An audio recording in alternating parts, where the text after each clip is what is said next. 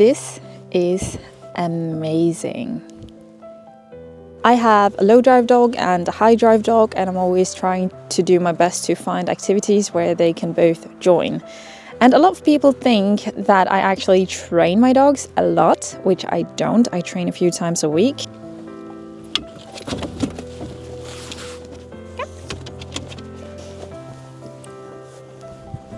Lick.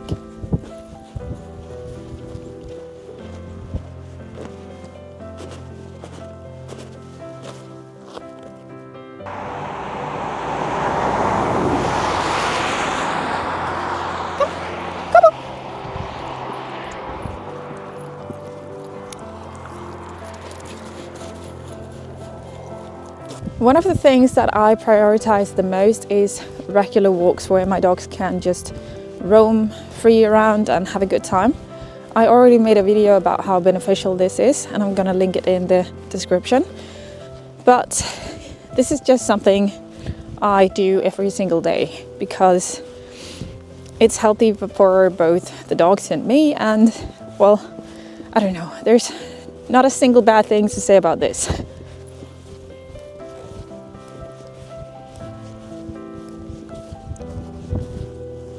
I used to go for very long hikes, but it's very time consuming to just go out hiking for a whole day. So now I try to keep it a bit shorter and then do it more often. So we usually walk for 1 hour or two, and that's perfect for both of the dogs and me. By keeping the trip shorter, I don't have to bring anything but the basic necessities, which is very nice because I don't have to pack a bag or anything. I just pack my leashes, the dogs, and then we go. Can we just take a moment to see how beautiful this is? It's making me so happy. The dogs are enjoying it as well. It's like all of our moods are a bit higher when the sun is up and showing, yeah, what's not to like. We've got a deer. Oh, not able to zoom in more, but there was a pack of deers over there.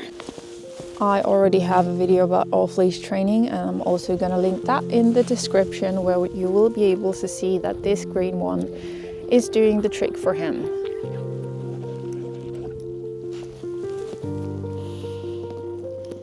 So since I'm not doing a lot of the fancy obedience anymore, this is the main kind of training we're doing. So the off-leash training, recalls, the self-check-ins, and everything that's related to having your dogs off leash like this. I am working mainly from home, meaning that I'm staying home most of the day, and that's nice, but it's also a little bit of a challenge with a dog like Kovu, since he is the kind of dog who wants to follow me around every single step of my way. And it makes it a little bit challenging to make him rest enough, because he does need rest during the day. He needs way more rest than just over the night. My bulldog Emmy is so much easier because she is just chilling out, relaxing, sleeping. She's definitely getting her hours. That's safe to say. I don't have to create any extra structure or anything for her.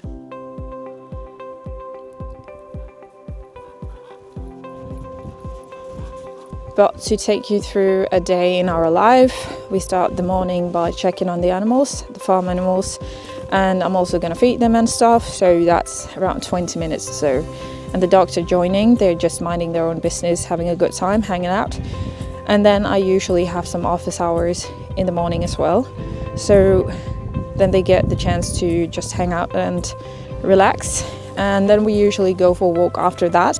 I do take them for training sessions every now and then, but otherwise we just hang out at the farm. Whenever I go check on the animals outside, I bring the dogs. Kovu does need an outlet. He needs extra activity in order to stay mentally healthy. So I usually take him out in the afternoon to do some can be training, can be some sort of games or whatever is able to take his energy out. On a walk like this, Kovu is being much more active, so he's running up and down the hills, he is playing with his ball, he is screening the environment, and he's checking in with me a lot. Emmy is more like chilling out, minding her own business. She's basically just existing.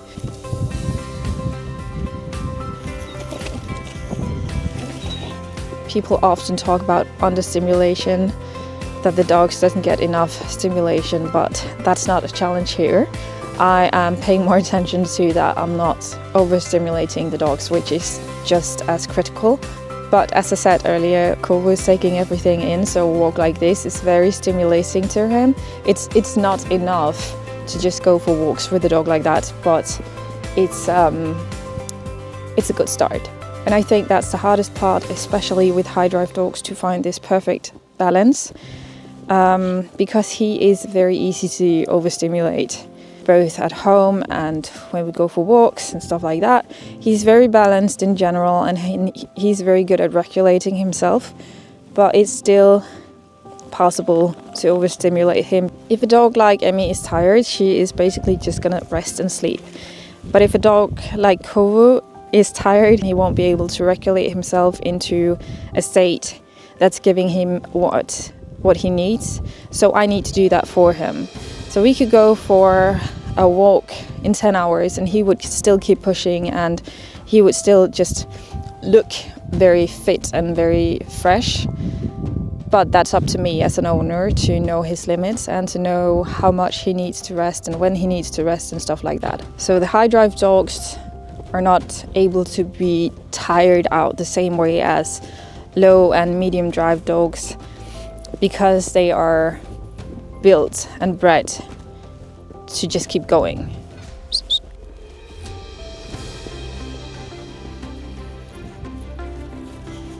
Emmy is actually a retired sport dog, so when we go for training, she's getting a little bit jealous because she really likes it. So I always take her out just to play some fun games with her and make sure that she doesn't feel excluded. Is that? She is very fit and healthy for her age. Okay. With Kovu, I do bite work and scent work. The bite work is usually once or twice a month, and the scent work is typically like once a week or so. We don't do a lot of those activities anymore since I'm not competing and since we enjoy this kind of activities instead. But I do a lot of different things with him, but I try to keep a good variation so our days doesn't just look the same. I don't have any strict rules or programs that I follow. I just hang out with them and make sure they have a good time. It's turning a little bit into a culture that we need to keep our dogs active all day long, and we need to figure out 1,000 ways to stimulate them, but I'm very much against that, because when we think about it, our dogs are very simple and they are not made to be stimulated in 100 different ways. I always make sure to have this conversation with my clients, since they often think that they need to do more for their dogs, and when we look at their program, we often end up reducing the amount of activities. So they often think that they are bad dog owners because they don't do enough, while in reality they are doing too much. And I love everything about breed-specific outlets and all about doing a good variation of activities, absolutely. But if there's not a balance, it's not really helpful, and it's in the end gonna do more harm than good. And once again, I'm gonna talk about social media, because social media is creating this picture that we need to do a lot of things with our dogs, while most of the dogs doesn't even need them. But what you see online is not that the dogs are sleeping and relaxing. It's typically that they go for walks, that they are out being socialized, they go to dog parks, they go to all kinds of activities, which can make us feel like we're not doing enough if we just take our dogs for regular walks and basic training. Making a lot of different activities with your dog does not make you a better owner, but putting time and effort into creating a balance is the one thing that's going to make you a better owner, since your dog will be more fulfilled and more overall happy and healthy. We also see all of these things that the dog industry is trying to sell us, so like dog puzzles and slow feeders and all of these things that can be great, but is not needed in most of the cases. What your dog needs in order to be happy, healthy, fulfilled and balanced is individual. So you can't just copy paste and think that you create the picture that you want. You as a dog owner needs to invest yourself in figuring out what your dog needs.